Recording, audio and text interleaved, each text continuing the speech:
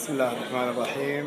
من الوهلة الأولى تشعر بأن المكان اللي أنت جالس فيه مكان راقي ومسكت على مستوى.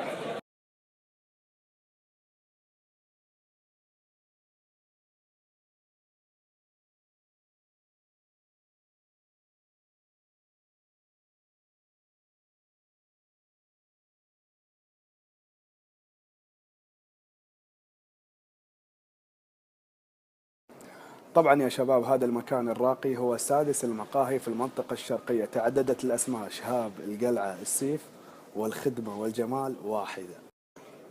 كان في واحد من الشباب من الدمام متواجد في المقهى، وقلت له ايش ملاحظاتك، شوفوا وش الرد الحلو. طبعا هم كانوا عدة أشخاص، لكن في شخص جاب إجابة حلوة حقيقة، وأنا أحب الإجابات الحلوة. وقال الملاحظة الوحيدة أنك بعدك ما جيت.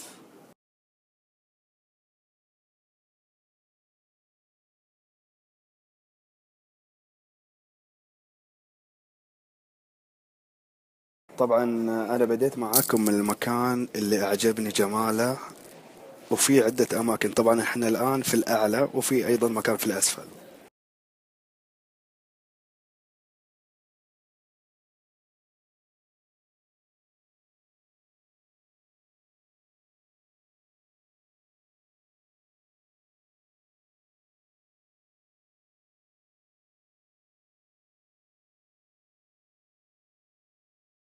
بديت معاكم من الداخل، لكن الحين خليني أشوف لكم المكان من الخارج وشوفوا جماله. إذا هكذا تبدو الإطلالة من الخارج لمقهى السيف الشرقي.